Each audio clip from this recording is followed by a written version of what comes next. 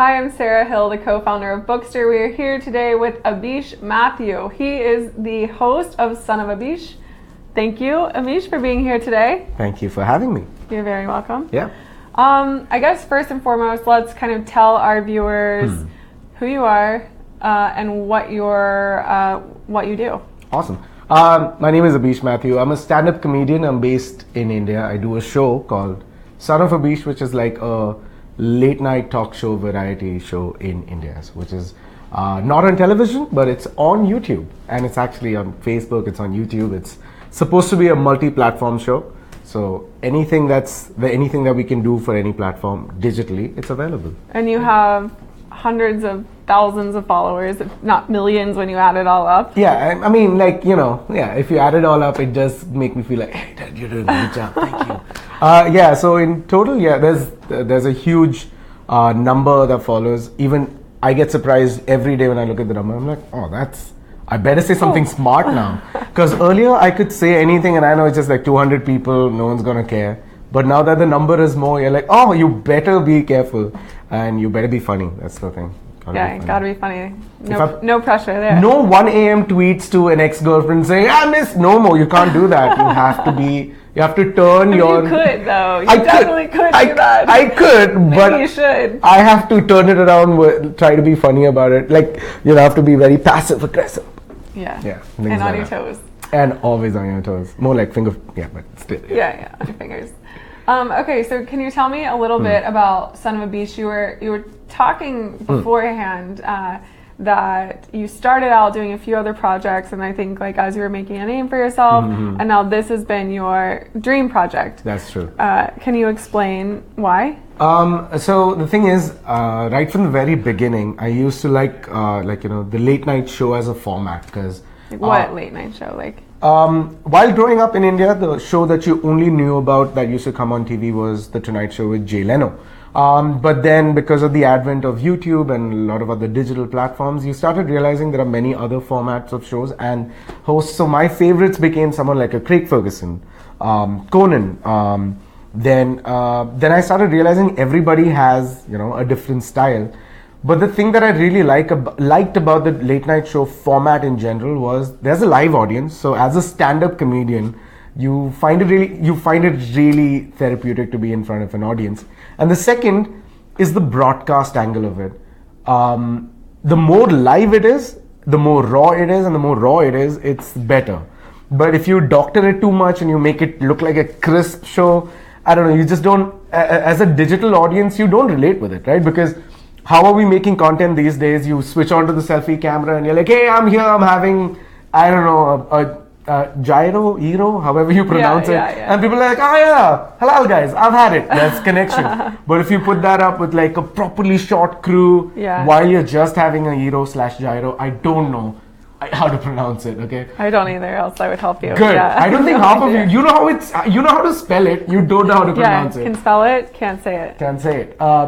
Then if you turn that around like a properly produced video, it just doesn't hold as much value. So Son of Abish was this one project that I always wanted to do because it mixed the two platforms, live and broadcast.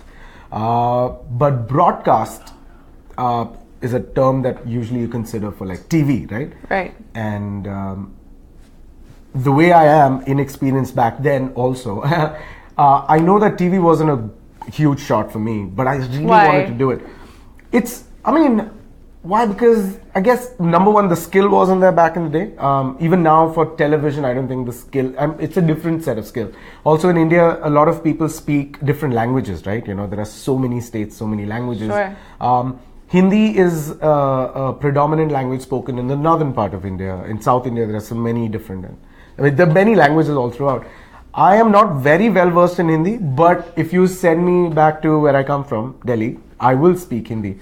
But English was the language of communication. So stand-up is where I found like an audience and all of that. And so that's why when you put things digitally on, you have the control over it. Right. And then you're like, oh, I want this camera, or I want to interview this gentleman or this lady, and I want to edit it this way. You have the control over it.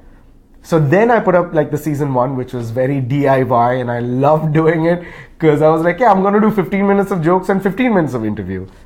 But second season, because the first season did well, stand-up did better, got a lot of money for the management company. They all helped us produce this, and then which came close to what I want, which is like a late night talk show. But now season 3 I want to make it slightly more different so that it doesn't look like a late night talk show, but it does reflect something what like, Graham Norton show would have, it's different. Yeah. Even James Corden kind of leaves his own desks and interviews, which is also really cool. Yeah. So it's just that, what do I want to do, because you're also growing by the end of it. Yeah. So that's the dream project that I do want to do. Okay, cool. And so are you, is this how often are you publishing this or pushing this live? The plan is, it's a 2-month thing every week for 8 episodes. So that comes up around 2 months. Okay. And you do that, then you go ahead and do your other projects that you want to do, such as branded content or like I love doing stand-up, right? So what happens is you don't get time to work on your stand-up comedy as much because you're working on branded contents or Son of Abish or other things. Yeah. Then you go back to doing stand-up, you go back to doing open mics and realize how out of touch you are because everybody else who came after you, you would be like, yeah, I'm better. But they're like, oh my God, this gentleman or this lady has such amazing thoughts. And I'm really like, I have a lot to catch on to.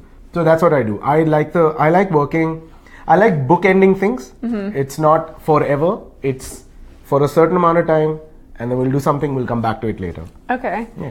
So our audience is full of writers and authors, which is, it's mainly women, millennial women, located all around the world. Mm-hmm. But a lot of them are interested in books and authors and writing. And although you don't have a book, I am sure one day you will. One day, yes. No doubt in my mind.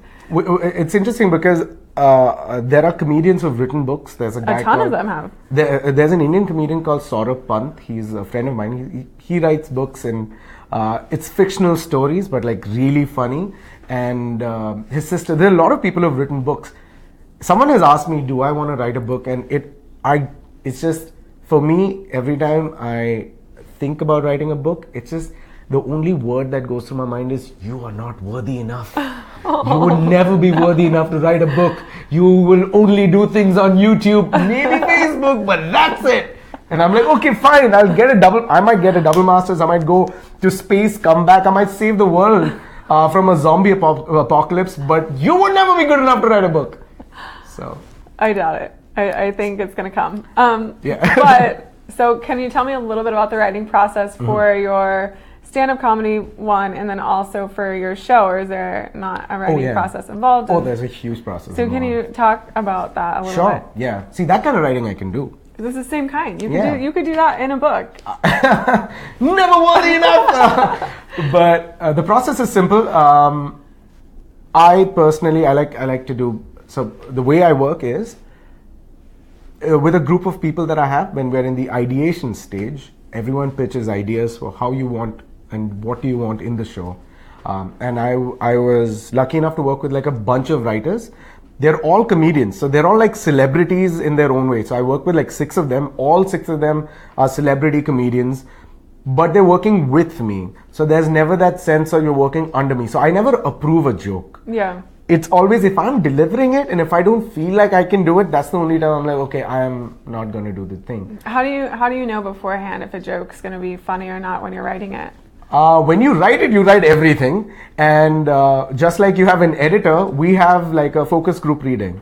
So like the producers will come up and the directors will come up, and trust me, they're not like the people who will be like, oh yeah, good job. Oh, this guy's so... They would immediately be like, yeah, that joke didn't make any sense. But I'm like, I really want to do that joke.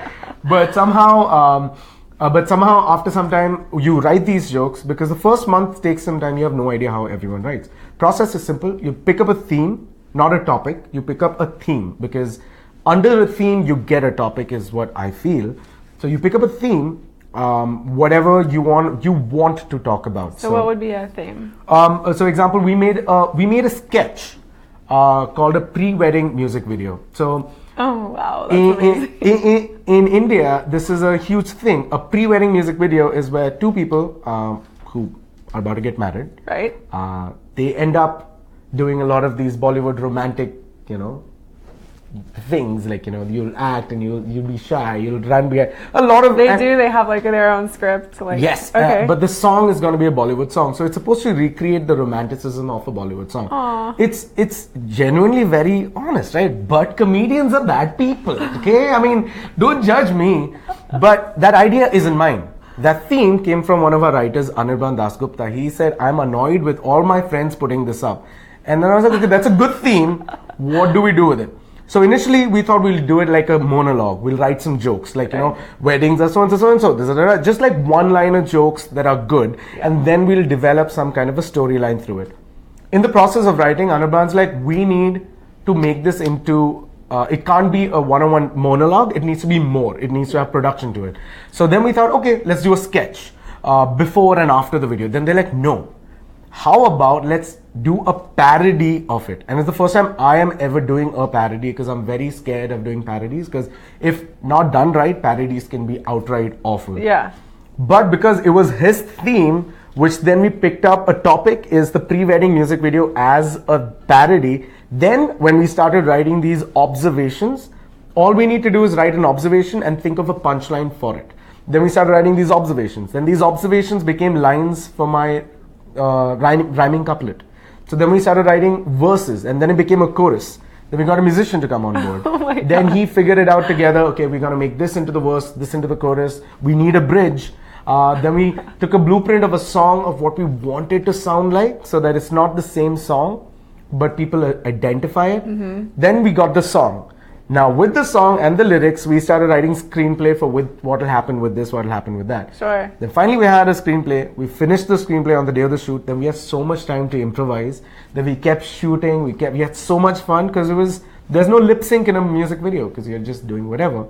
And then it came on the edit, and on the edit was another process. So at each step, it just changed the way it would have looked like. Totally. So that's what I mean. We pick up a theme, but with the people that you're working with, because they have so much more insight that I would lack. Yeah. Each person just like, it's like someone's playing football, soccer, football, soccer. You slightly dodge it to the next person and dodge it to the next person and gets the goal. And that's how we got that video. And was everyone happy with it at the end of the day? Yes, that's why Was it funny? I think it was funny. It did good on numbers, but okay. Also I mean, if someone asked me, what else do you do other than stand up? I'd say, hey, you should check this out. A group of writers wrote this. Yeah. Which is a fortunate thing that I always want to tell is that a group of writers wrote this who are comedians. Yeah. It's not me who wrote this and I did it. It was just on my show, but full credit lies where it is. But it's just amazing to work with a group of people who are all writers. Comes from a theme to a topic, observations with a punchline. If I had to break it down rudimentary, theme, topic, observations, and punchlines. Punchlines are opinions. So do you guys have like a Saturday Night Live equivalent or no? No, because it sounds kind of like that. It sounds similar, yeah. When I say we, I'm sure in India televisions have attempted that. There are a lot of sketch shows that have happened on television which are extremely funny. Just a different language, just a different sensibility of humor, which I'm a big fan of. It's just that I can't recreate that. Right. There has been talk show formats in India which have been massively successful. I'm not even anywhere close to the level of success that they have. But what is interesting is I want to develop a show with that same fervor, Yep. Saturday is the show. Yeah. You have to write Sunday, you take a day off. Fine. Take a day off, enjoy, you need a day with family, otherwise don't get married. My point is that then you get day one, Monday, you come up with drafts. Day two, you do a table read. Day three, you finalize the script. Thursday, make sure there's a dress. Friday is the day that you do all the nicks and corners put together. And Saturday, deliver the show. I would ideally want to get that, but I think I am eons away from that experience to pull a show like that. Okay. Because if it's your project, you have to be the showrunner. You have to be the overarching creative director. Even though there are people who are doing their jobs, you still have to be like, can you please shift that light? Can you add a different color? Right. Things like that. So. What about, so I heard that you were in a little bit of hot water because you started doing, you're like, Are you used to hot water? This is going, thank you, I'm leaving. No, go ahead. Must happen a lot. Yeah. So I heard that you did like a roast. Yeah. And it made the news because people like walked out of it. Like women walked out of it, apparently. Oh, no, that's another thing. Oh, we've been, so technically No, I've been a on few. order 2-3 times. Yeah. The biggest one that you're talking of Yeah. is the roast, and no one walked out of it. Oh, okay. But it was a group of comedians, Tanmay, Khamba, Rohan and Ashish. They have a group called AIB, which is one of the top comedy collectives in India. They're very edgy and also very good friends of mine. So these guys wanted to do a roast. So they got in touch with like a few celebrities. Some really cool celebrities agreed to be a part of it, which is good because you're going to be made fun of. And then I was a part of that writing process, and then I was also part of the performance. So now what happens is you write a lot of jokes, but you gotta run it by because you want to make sure that no one is offended. Everyone's okay with it. All the checks and balances. Like they can everything. be offended, but like yeah, there's a line. Yeah, you know There's this is a the line. Like you can be somewhere below the line, maybe 1 centimeter above, but anything above that, you're like, okay, I'm leaving. But these guys are super cool. Like they were okay with a lot of jokes, and also the 4 guys that I'm talking about, a part of that comedy collective, they have been so experienced in TV writing. They know exactly what works. I was only used to a live audience and a little bit of digital audience, but they knew TV so well. So we wrote all these jokes. We ran it by. Everyone's okay. We did the show. Then we released it on YouTube on their channel, and it was an instant viral hit, and we were all like, oh my god, that's awesome, our lives are made. We don't need to do corporate shows anymore. That's right, where is my limousine? Hello, why is it so hot here? I could, where's my person? I need like something, but like soon after that, some kind of the people started lashing out at the collective and individually at people. So how they handled it was very professional. We knew exactly what was going on. So there's a lot of like, obviously post that, anytime any 4 of them or anyone puts anything that's even slightly controversial, it makes the news, especially this friend of mine, his name is Tanmay, but he'll make the news once in 6 months because he tweeted something out, which is good because what it did is bring comedy to a certain amount of limelight. So it did us good, but it also did a lot of damage in general of, we were trying to be nice guys and we were just kidding around. But people didn't get it, which is fine because slowly, if you keep doing it again and again, people will learn. So we got into hot water because of that. And the repercussions of which are still there, but it has been good for us also, and it's been, there are obviously the other sides of it, but the roast in general conceptualization was the 4 of them. I and maybe 1 or 2 other comics, we worked on the project with them, so it was it's amazing. If you want to know how to write, that's the best, because the one thing that I learned from that roast writing, which is probably the biggest learning I ever had, was you write 100 things, and if you select 10 of those, that's good enough. Write another 500 and you'll get 10 from there. All 100% of your ideas are not good. So you overwrite and then you edit and you give it to someone else to see if it's funny or not. Pitch your best ideas, but my favorite jokes could make the cut, and I was so happy about it. Okay, so we have some questions here. Awesome.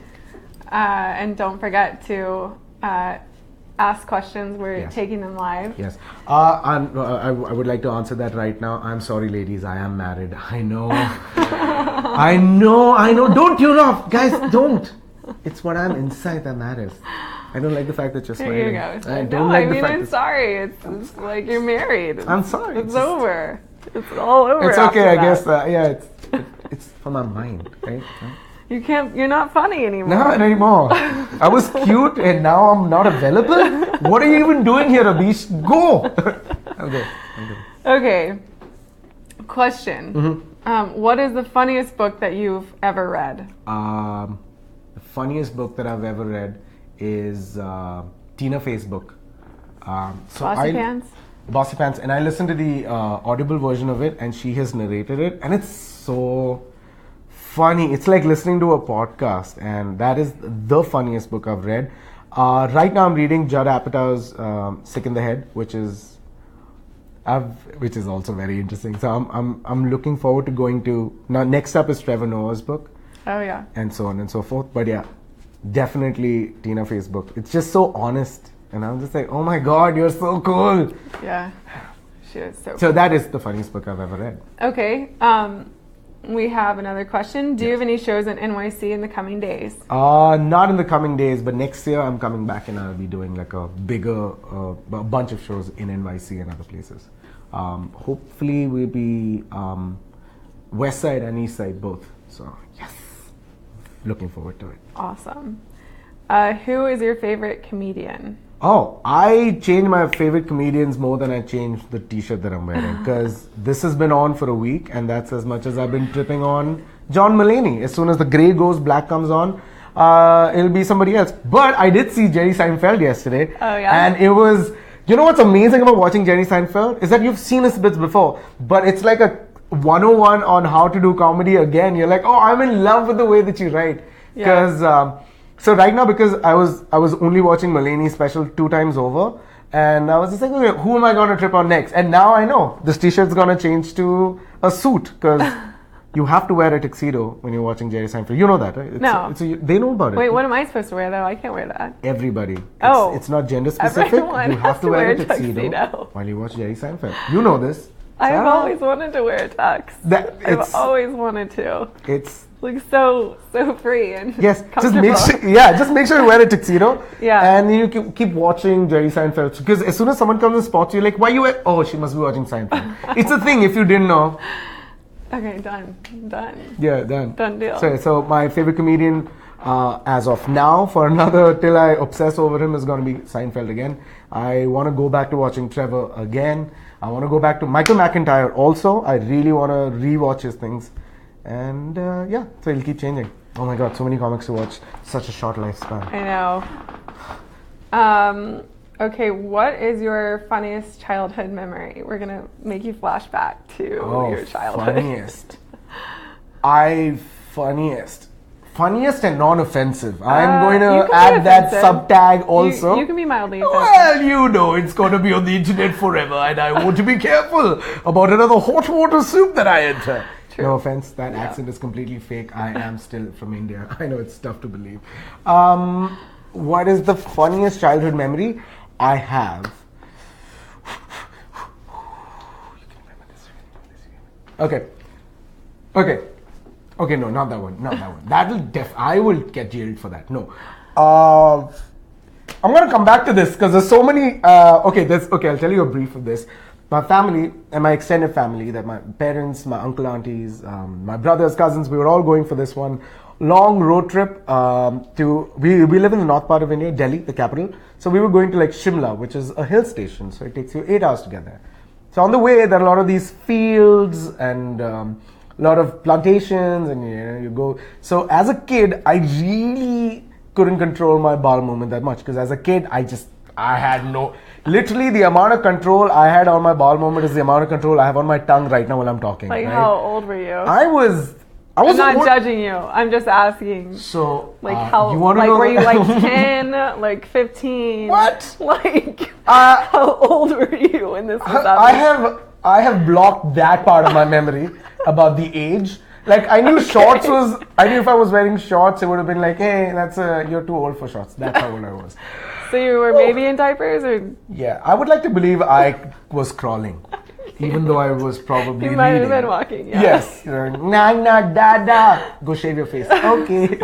So anyway, I was young and old enough, but I had to go out in the field and, do what the dudes do. So I went out and I finished, and I was like, oh, hey, what's up? Whatever, cleaned up and everything. And then my dad walks in, and so I had... can't believe you're telling this story. I don't want to finish it. It was just like the place that I'm going to use the politically correct term, is defecated. Oh, thank you. Okay. Don't ask me to spell it. That's not the right term. Place I defecated, sorry, I'm just, that is the funniest. You asked me, I just can't help it. Was a place of worship. Oh no. Which I didn't realize, because I was young enough to not know the difference, but I was old enough to know, shit, Oh no. And I ran, and my dad literally picked me up, and he said, "Oh no!" He literally picked me up. He ran away, packed up everything. We're like, "Go, go, go, go, go!" And we both left, and nobody in the family knew about it. And just the two of us sat down and was like, "We should never speak about this." But now everyone you know. knows. Now everyone knows. Well, but I didn't say what religion, nothing. So I'm good. Yeah, you're good. I'm good. It's non-offensive. It's non-offensive. And you even use a very fancy word. So. Which is? Nope. No. If it's fancy, you gotta say it. No. You decided you gotta say the word. Come on. I can't look like the rude one here because I used a political corrective. Okay, but question. No. I think we got a few more questions here. Comedically, is poop a better word or defecate a better word? Comedically. Like between the two words. Between the two words. Like, what was the first word that you said? Poop or defecate? I think defecate. Yeah, right? So I was right. Yeah. So I think I did well for the audience. Yeah. I would agree. I apologize, but that is a true story. Okay, so we have, all right. What was it like playing a man's best friend, and how did you prepare your role? Did you do any research? How do you know about that? Again, I'm sorry. Oh, all right. So there's a sketch I did with the same bunch of guys. With the Abby, they wrote a sketch about. Oh, I think it's turned off. Oh, it's mic's off? Yeah. Oh, don't worry. Maybe it'll come back on again. Yeah, I think it's. Hello. There we go. Is it me you're looking for? Can you hear me? Oh, perfect. So there was a sketch.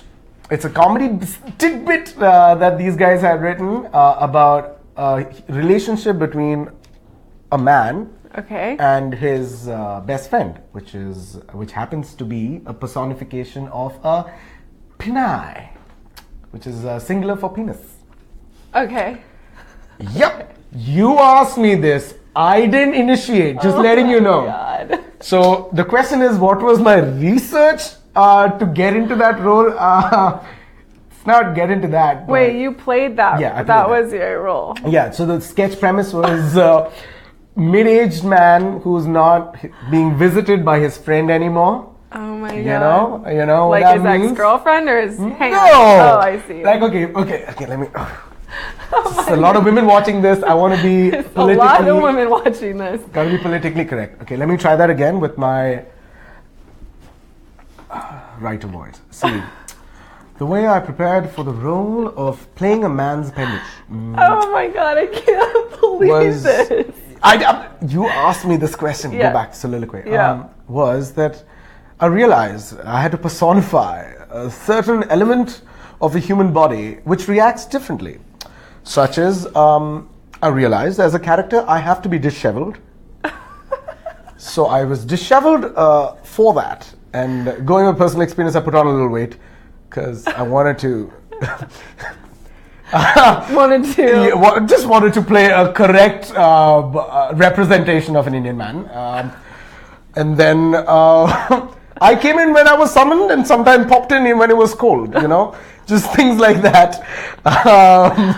You asked me this, so I guess there was no preparation. It was more just it was a funny script. All I had to do was just make sure I lived up to the name, and there you go. There we go. Who asked you this question? Shandi. Oh, Davda. Thank you, and yeah. We have another question on here. What do you think about Russell Peters? Oh, Russell Peters, I remember the first time I'd seen Russell Peters perform was on YouTube again. And I was just like, what is he doing? I love this. I want to do this. Robin Williams and Russell Peters were the first two comedians I'd seen on YouTube. And before that, I knew I wanted to go on stage and make people laugh, but I just didn't know how. So the only thing I knew was that if I'm a part of a rock band, because I could sing, could make them laugh in the middle, or maybe become a radio host and be one of those funny guys. But stand-up comedy as a profession, I had no idea. So I'd seen Russell Peters for the first time. And I was just like, oh, this is hilarious. I want to do what this guy is doing. Then I saw Robin Williams and I said, oh, screw the mic. I just want to talk. I just want to be as energetic as this guy. The first time I'd seen him, I found him so funny. And I had the privilege of meeting him in India with a bunch of friends. And he's just such a nice guy. And his brother, who manages him, is also just... It was the first time I met someone so big, and they were just like, yeah, come to our hotel room, we'll eat something. I'm like, me?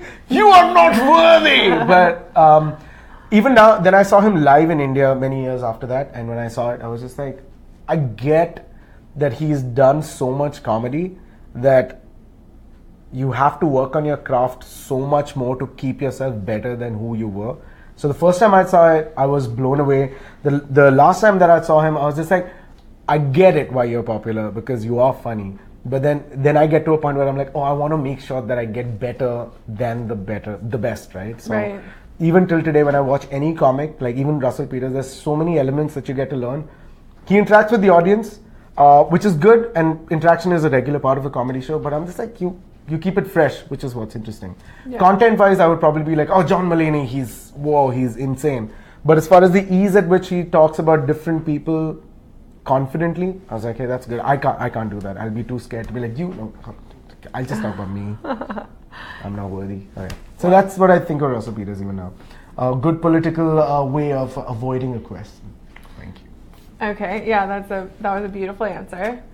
Okay, we have a few more questions on here, and then I think we're gonna have to start wrapping up. Mainly just because all my mascara is gone. Because I've been crying it off. Yeah, it's just terrible. What? Did I make you cry? You did. You made me cry. Like with laughter, right? With laughter, yeah. Oh, good. Yeah. That's the way I like it. Okay, so we have. Yeah. What is your weekly/daily night comedy show? What is your favorite weekly/daily night comedy show from the U.S.? Oh, from the U.S. Okay. So the thing is, obviously, I love watching at Saturday Night Live. One of the main reasons I love watching SNL is because all the actors are they're just so good with their characters. So on a weekly basis, I will make sure that I'm watching all the sketches that they put out on SNL. But if I have to pick a good weekly show, even till today, I go back to watching like a Craig Ferguson from before. But other than that, John Oliver is like the 101 that you go for, like, what is his team? The team of researchers is so good. Yeah, they're so good. So it's always like every time there's a video that pops up, pause everything, watch it, and then go back to whatever you're doing. So John Oliver is that one the daily show that I really want to watch. But now with obviously the way that we all consume content is less on TV, especially I'm talking about my demographic. It's whatever pops up on your notification feed, whether on Facebook, on YouTube, or on Twitter. But as soon as you get a notification from him or any of the other comedians that I really like, I'll check it out. So I don't get to watch like what you would consider everyday or weekly show. I get to see snippets of like different shows, which keeps it more exciting because you're not committed for half an hour, you're committed for that 5 minutes or 15, and then you can go coffee, come back and watch something else. Yeah, and you only get the good ones. You only get good ones because no one's going to put up their bad ones. Yeah. Unless you... Okay, all right, we have a few more questions in here. Oh, by the way, beautiful view. I just wanted to compliment you. Isn't it? Getting me on this beautiful penthouse. The Empire State Building. Look, King Kong! Yeah. No? Yeah. Hilarious. Thank you. Little Lore, is this... have to do what we do with Tasha. Yeah, there it is. I'm so big. It's good. Thank you. It's a beautiful view. Thank you. Yeah, it's nice and fancy. We try and do it up. I know. Yeah. It's a very fancy place. Thank you. All right, so we have another one for you. Divya asks, what is the most embarrassing thing you've ever done aside from what you already told us? I'm sorry, just give me a minute. Yeah. Divya. All right, everybody else, just take your headphones off. Divya, why are you trying to sabotage my career? I cannot tell you the most embarrassing thing I've ever done, okay? As a good Catholic boy, I can't lie to you, but also as a human being, I cannot tell you and walk out of this room with respect. Yes, thank you for putting your headphones back on. Most embarrassing thing I've ever done, I would like to avoid. Next question, please. Yes, you. Okay, we'll skip that one. You. We'll skip that one. Harman says, when is your stand-up special coming on Netflix or Amazon Prime? So, good question.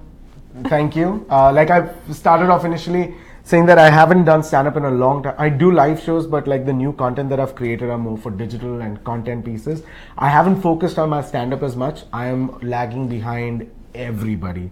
So now as soon as I get back to India, I need to workshop my material so much faster, so much more rigorously, so that for the next year's round of specials and generally acquisition of content, I better be out there. But I don't want to put up anything if it's not good, because I have something called the ex-girlfriend lens. Okay. An ex-girlfriend lens, thank you very much for asking, is hypothetically, there is an ex-girlfriend who is looking at you with a lens of, yeah, if he's alive or dead, I don't care, I don't like him too much, whatever. But if a pop-up comes up as like, oh, Abish has done something, fine, I'll watch it, whatever, and you go, it's guy's fun. No, I hate him. But he's funny. I hate him, I don't like him, but he's funny. That means you've done a good job. That's that's a tough bar. Oh, yeah. That's a really tough bar. I know. That's fine. So hopefully by next year, I would put up something. It's a comedy special somewhere if they're ready to buy it. That's also an important thing. They should buy it. They should. Yeah. Buy it. We'll encourage them for you. Buy it. Yeah, buy it. Please buy my special. Okay, we have another question. All right. Mashweta wants to know how do you avoid your lawyers? How do you avoid my lawyers? Yeah. I think that was just saying that. Just how do I afford my... See. Yeah, I think that was just kind of a stab at you. I don't know who's sending me these. How do I afford my lawyers? Hello, what do you think I am? Some kind of like a crime lord? I'm like, yes, ask my lawyers, they will tell you about my contracting deals. I don't know, I can't afford lawyers, can I? But in all seriousness, did you get in trouble? Like, haven't you been told by your government to pipe down? I mean, I don't think anyone's ever said pipe down. There's always that fear of like anything you put up can and will be held against you. Not necessarily only in the court of law is where I get scared. Because I'm like, if legally anyone's supposed to take actions, you have enough legal understanding of your script to be at that perfect juncture where you won't get scrutinized. Yeah, you would think. The thing that I usually get scared of is that anything before and after that, like when people start taking laws in their own hand. Yeah. But they're like, I'm so offended that I want to hit you. And I'm like, oh, no. Don't hit me, because if you hit me, I'll cry. Yeah. That's the only, I'll cry. I'll weep. And it's, And you're just expressing like your freedom. That is true. And I also believe censorship does come in a way where you need to self-censor, which only comes with experience. So there will be a lot of stuff that I would have said when I'm 21, but at a different age group, I would believe that, oh, I was an idiot back then, but you got to listen to me at 30. And when I get to 60, I'm like, oh, at 30, I was an idiot. You got to listen to me at 60. So when I die, hopefully go to heaven, when I go back and look down, I'm like, oh, I was an idiot throughout my life. Listen to me now. So I genuinely believe that as far as content is concerned, whether you're writing anything or doing anything that's going out to a public, self-censorship is required only till the time your moral ethics say it's fine. If you say that's fine, you're catering to a certain demographic that agrees with you, that it's fine. Yeah. But for a huge demographic, like, how dare you say it? Yeah. I am offended on that person's behalf. Yeah. Okay, that person doesn't know your video exists, but I'm offended. If they saw it, they would be. So I am water. You're describing the internet. Yes, right now. Exactly. So I am offended through that. I am a medium to be offended on their behalf. So if I offended you directly,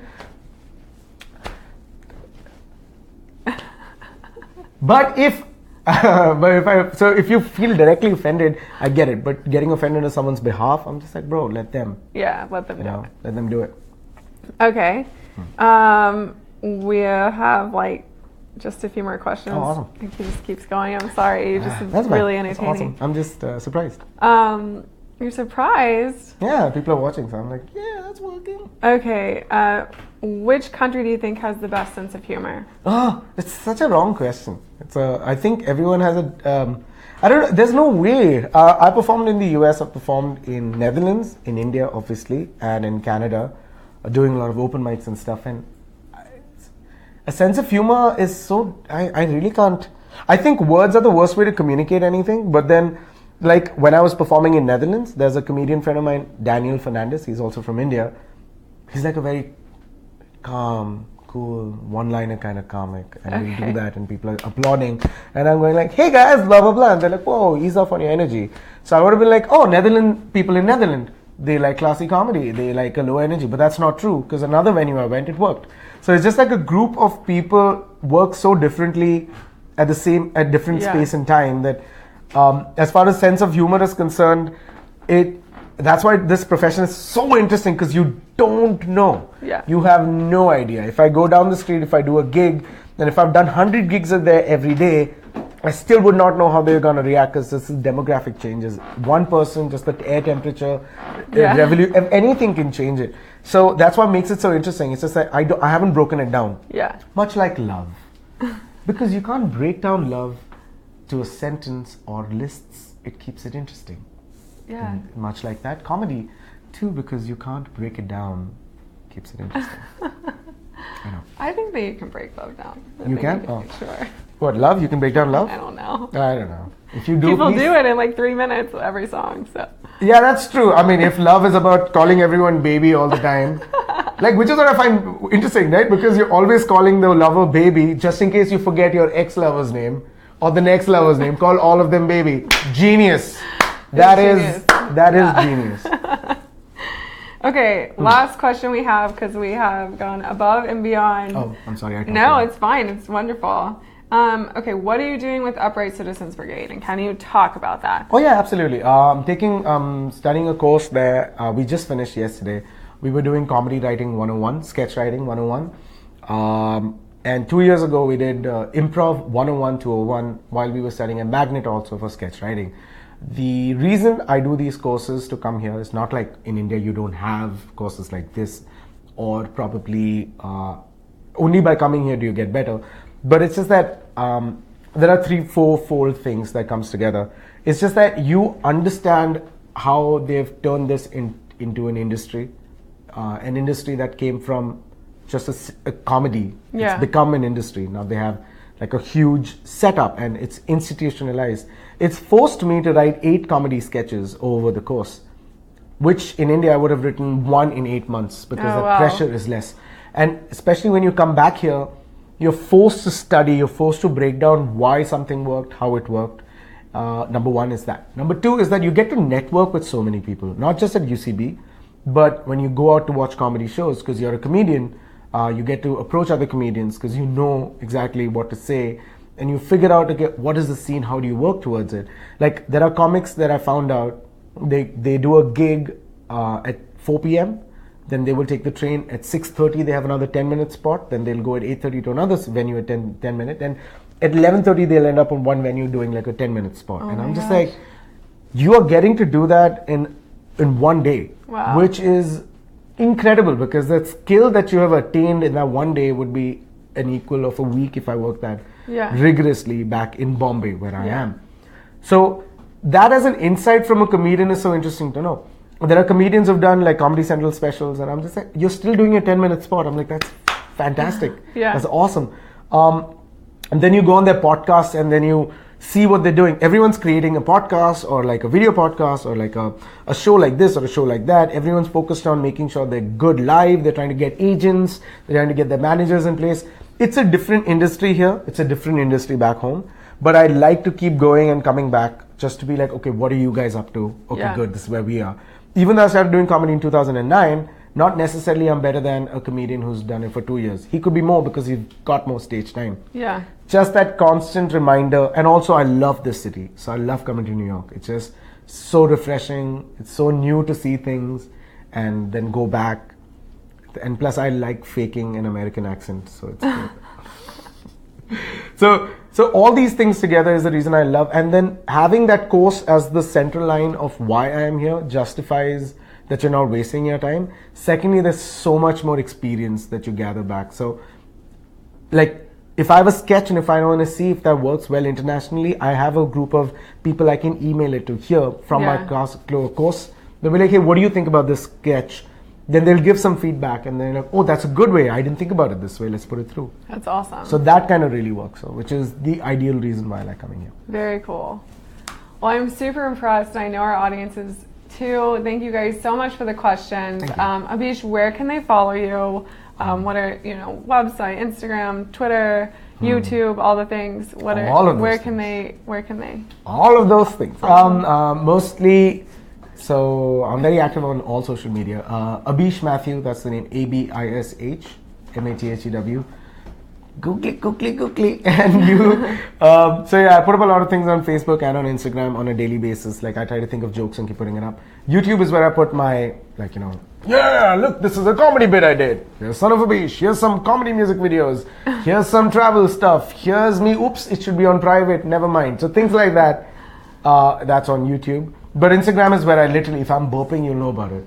Like I burp now, you don't know, it's on Instagram. See, it's just Instagram stories I use a lot, Snapchat too. So it's all just the same name, Abish Mathew, because nobody's crazy enough to make their son sound like, you know what I mean? Mathew.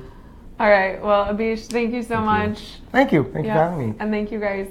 Thank you. Bye. I made her mascara leak, which is good. Yeah, so that's very good. Very funny.